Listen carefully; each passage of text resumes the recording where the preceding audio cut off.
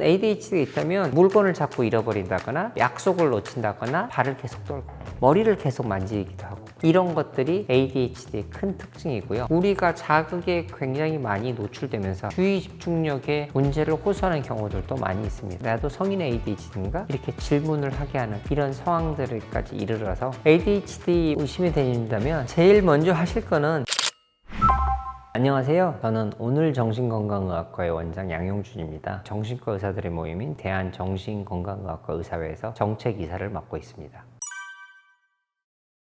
게으른 거는 이 사람의 전반적인 생활 형태인 거죠. 그렇지만 본인은 어떻게 해서 이걸 어떻게 할지를 자기 흐름은 잘 알고 있습니다. 그래서 일을 수행할 때도 자기 스타일로 진행을 해서 결국은 자기 할 일을 어떻게든 하긴 하고 좀 느린 것 뿐이죠. 이걸 못 해냈다고 해서 이게 좀 늦었다고 해서 자책할 수도 있지만 보통은 정서적으로 어려워하지 않고 지나갈 수 있겠습니다. 그런데 ADHD는 알고는 있어요. 알고 있지만 몸이 안 움직이는 겁니다. 이 시간 관리나 시간 개념이 조금 부족한 게 있어서 사실은 일주일 걸릴 거지만 일요일 밤에 하면 다 할 수 있다고 착각을 하는 경우들도 많이 있습니다. 그래서 시간 관리나 행동이 안 되는 겁니다. 그리고 시간 내에 제출을 못해서 이런 상황들이 발생한다면 정서적으로 어려움을 겪게 되고 이게 불안, 우울으로 이어지고 자책감을 많이 갖게 되거나 자기 효능감 혹은 자아 정체성에 어려움을 겪고 있다면 ADHD로 의심해 봐야 할 상황이기도 하겠죠.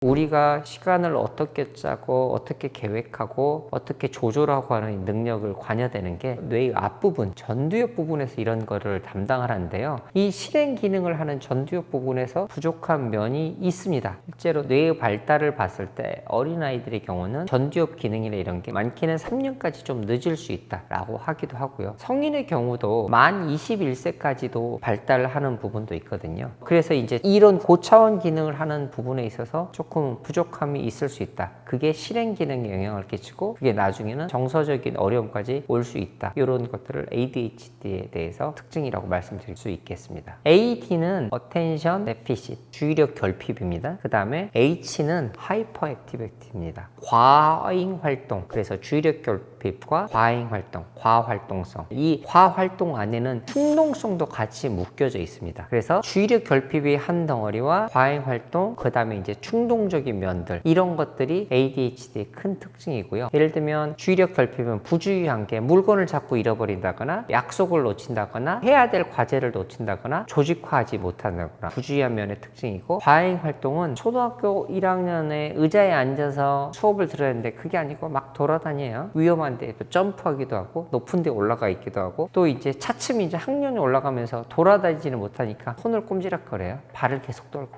또 가만히 있을 때도 손톱을 많이 뜯기도 하고 머리를 계속 만지기도 하고, 이런 것들이 과잉 활동성이고, 충동적인 거는 갑작스럽게 뭐 해야겠다 하면 해버리는 거죠. 계획이 없이 충동적으로 하는 경우들이 많고, 이런 것들을 통틀어서 이제 ADHD의 증상이라고 할 수 있겠습니다.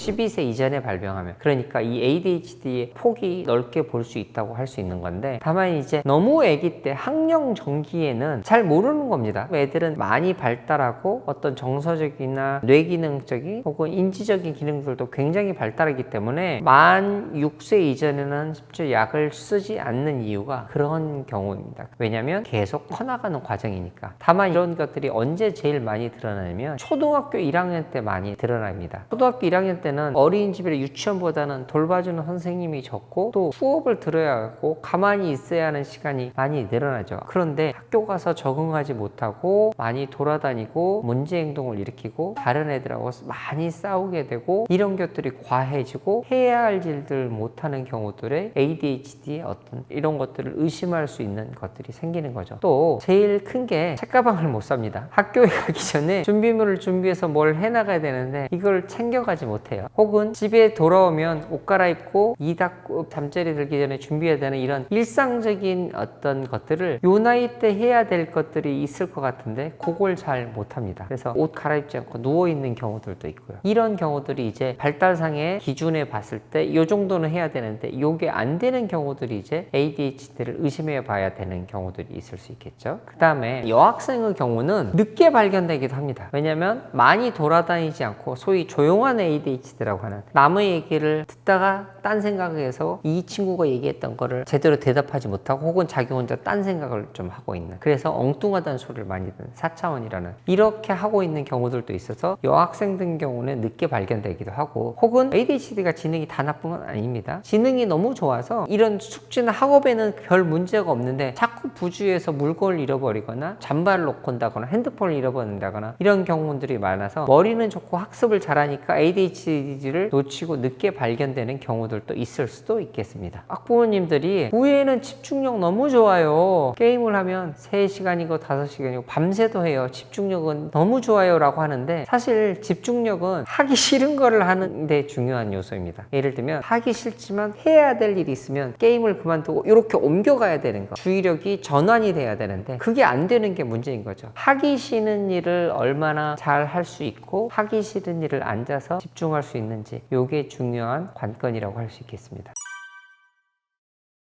요새 집중력 떨어졌다고 얘기하시는 분들이 엄청 많습니다. 그런데 이제 주의할 사항들은 우울증의 9가지 진단 기준 중에 인지 기능이 떨어지는 게 하나의 진단 기준입니다. 기억을 자꾸 못하고 깜빡깜빡하고 성인이 돼서 그러면 조기침이 아닌가 이렇게 생각하는 경우들도 있으시거든요. 우울증이나 정서적인 어려움, 그런 경우에도 집중력이 떨어지고 갑작스럽게 뭔가를 못하게 되는, 그래서 내가 옛날엔 책을 너무 좋아했는데 책을 한 글자도 못 읽겠다, 페이지를 못 넘어가겠다 하는 분도 많으시거든요.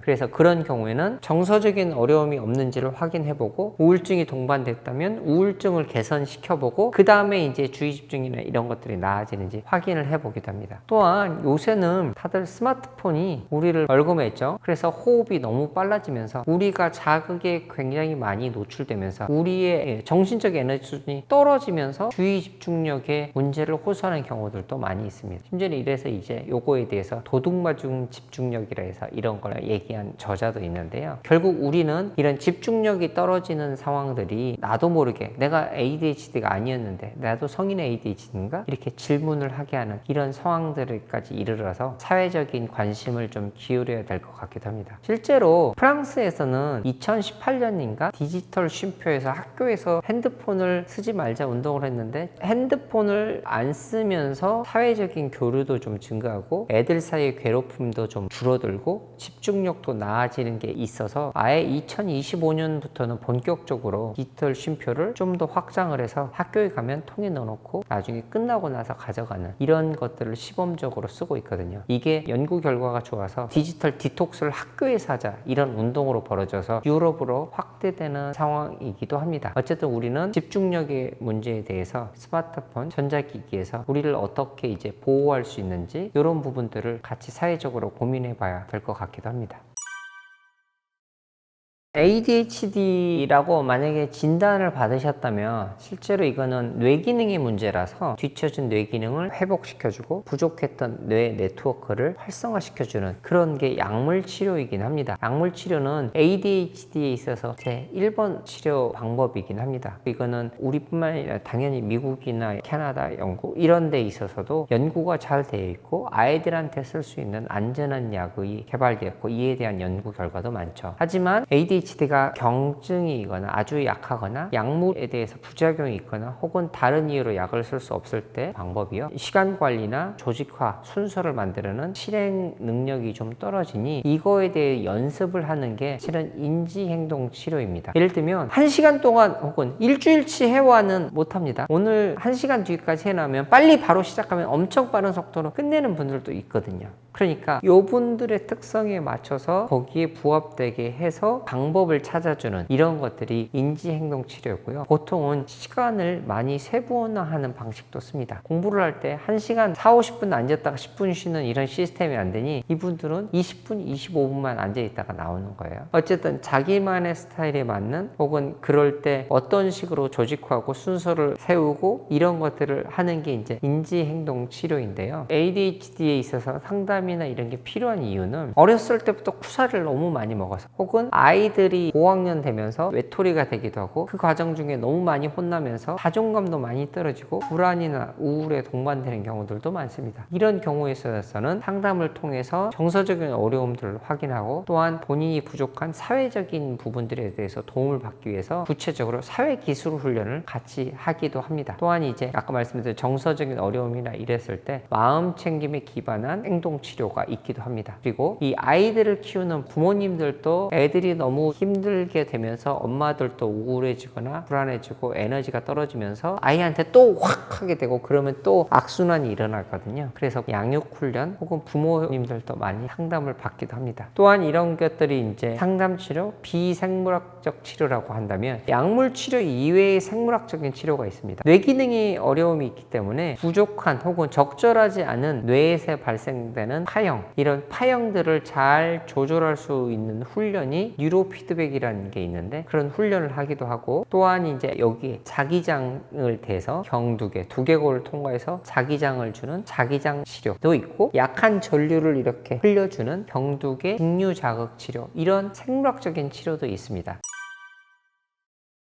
ADHD가 공부를 잘 못하기는 하지만 뛰어난 창의력을 발휘하는 경우들도 많습니다. 어떤 에너지 수준이 높아서 자기가 좋아하는 건 오히려 집중력을 엄청 많이 발휘해서 과학 몰입을 하기도 합니다. 일론 머스크는 이 사람이 자라는 환경에서 보였던 행태들이 ADHD에 가까운 면들이 많습니다. 위험한 행동이나 이런 데 겁없이 뛰어들기도 하고 자신이 좋아하는 일들에 정말로 집중해서 하고 그런데 결국 자신이 관심이 있어 하고 있는 것들을 차츰차츰 찾아가서 생각지도 못했던 민간인이 하는 우주여행까지 하게 됐거든요. 테슬라라고 하는 거대한 그룹에서 우주여행을 하는 기업을 만들어내기도 했고요. 그 다음에 이제 브랜슨이라고 하는 기행을 많이 하는 인물입니다. 이 사람도 학교 다닐 때 난독증을 겪었다고 하고 이 사람도 굉장히 독특한 인물이고 기행적인 걸 많이 하고 자신이 하고 있는 걸 끊임없이 뛰어들고 실제로 열기구를 타고 대서양을 횡단하기도 했고 본인이 좋아하는 여행을 좋아해서 이 사람도 역시 비슷하게 갤럭티크라고 하는 버진 그룹에서 우주여행을 하는 회사를 차려서 실제로 우주여행을 하고도 온 인물입니다. 이들이 본인들이 가지고 있는 장점, 높은 에너지 수준과 창의성을 발휘해서 성공을 한 사례들인 거죠. 이들은 결국은 굴하지 않고 자신의 어떤 관심사를 끊임없이 연구를 해서 성과를 낸 인물들이라고 할 수 있겠습니다.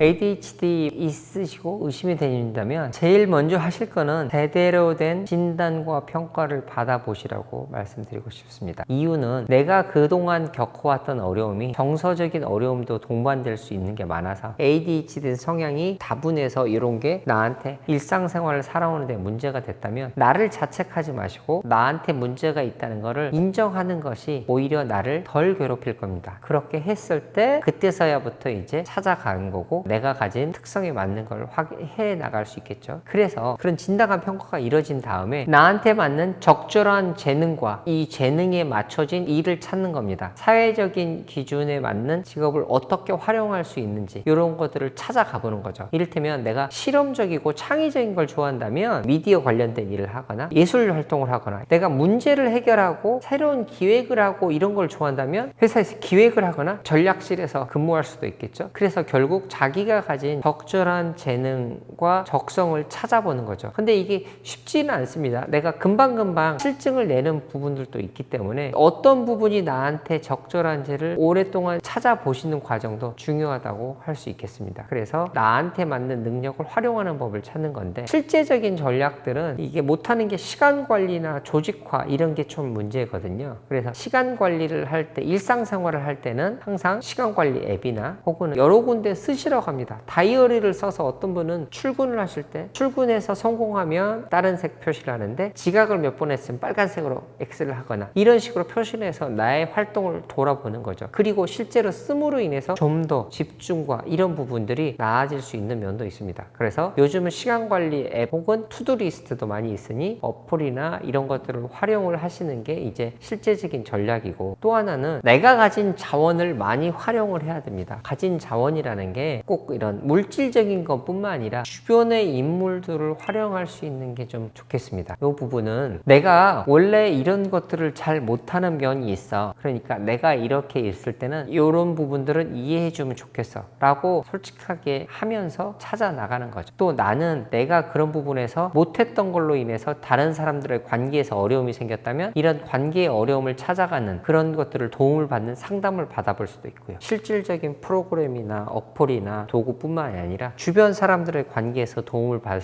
수 있도록 자원을 좀 활용을 해 보시는 게 좋겠습니다.